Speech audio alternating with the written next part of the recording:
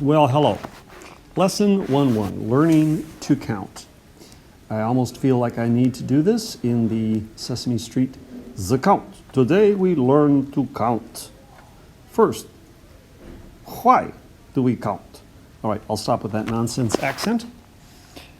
We are headed towards Chapter 2, and Chapter 2 asks us to find probability.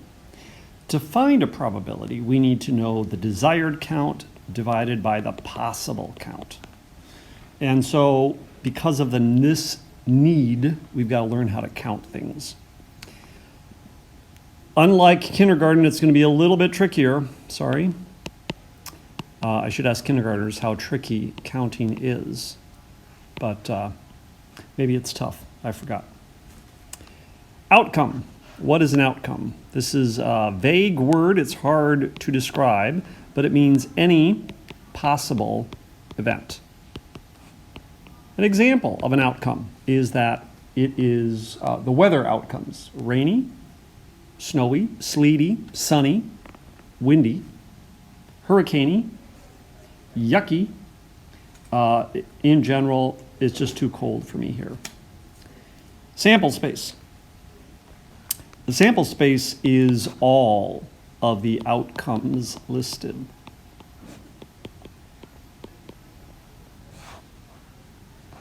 And a tree diagram is a kind of a cool method to show all those outcomes. We're going to have 3 different techniques today: tree diagrams, grids, and lists. Let's talk about lists first of all. If you were a teacher taking attendance, one way you could mark kids is with a P, present. Kids could be absent, or they could be tardy. Now, in this class, whenever we list out these things, we're going to use abbreviations, typically of the first letter. So, just so we don't have to write out the full words. All right, example 2, list the sample space of the sum. Really important idea here, kids. Circle that word sum. And obviously, sample space means I need to list them all. Now it says make a grid first. All right, so here's my grid. Die number 1, die number 2. And if my first die is a 1 and the second die is a 4, then the sum of that is 5. And 6 and 7. Hopefully you saw how I got that. A 2 and a 2 is 4. A 2 and a 3 is 5. A 2 and a 4 is 6. And 7 and 8. And 3 and a 2 is 5.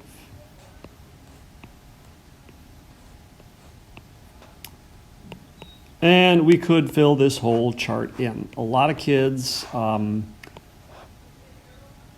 don't fill in the chart, and as a result, when they do these types of problems, they make kind of a fundamental error when they list them out.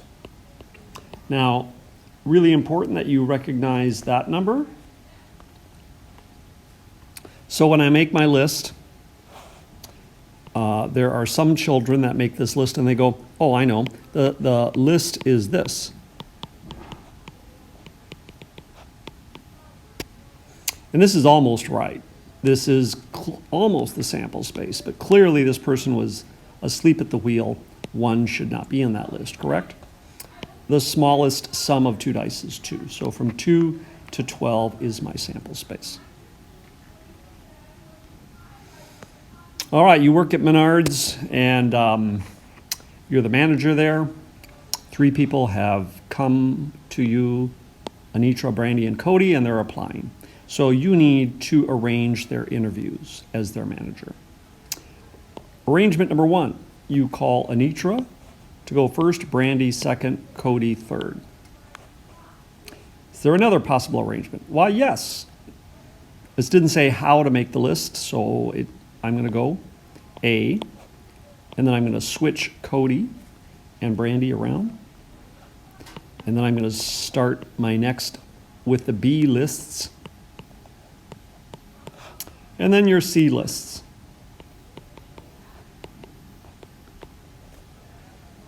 So we clearly see there's 6 of them, and many of you probably knew there was 6 of them from the get-go. All right. The breakfast barn. We are going to be doing a tree diagram to show, first of all, to figure out how many orders are possible. We have milk or OJ, scrambled, fried, or poached eggs, toast, and a croissant for the options for the side. So here you are, all hungry, sitting down for breakfast, and option number 1 is milk or OJ. Blech. I suppose I'd go with OJ if I had to choose, but I'd choose coffee.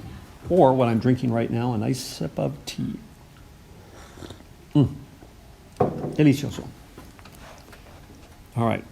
If you went milk, you also have 3 options: scrambled, poached, or fried. If you went OJ, you still get the 3 options, right? So we need to list those out each separately. Here's where it gets a little bit tricky. I have to still do the sides, and the sides are going to get kind of crowded. Toast or a croissant? Toast or a croissant? Toast or a croissant? Toast or a croissant? Toast, croissant. Sometimes I extend the lines to allow for spacing of things so it's clear. So where are the orders? How many are there? This is an order. This is an order. This is an order. All these things at the end are orders. So I think we see that we have 12 orders. One of those orders could be OJ, scrambled, and croissant. So OJ, scrambled, and croissant. And again, I could list them all out, but in this case, it just said how many. All right. Now I'm asking you to interpret a tree diagram, example 7. Our last one, here's our tree diagram. What does this mean? Hopefully, this will be one that's comfortable with you. You're going to bump into this one a lot. It is coins, a coin toss. So the H stands for heads, the T stands for tails.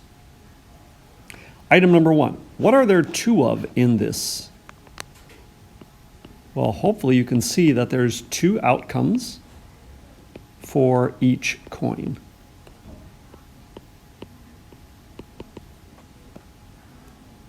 What are there 3 of? A little bit trickier, but do you see that there are 3 different columns there? That means I have 3 tosses or 3 coins. Excuse me. And then finally, what are there 8 of?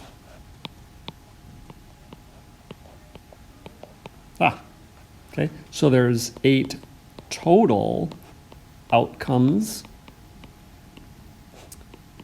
from 3 tosses.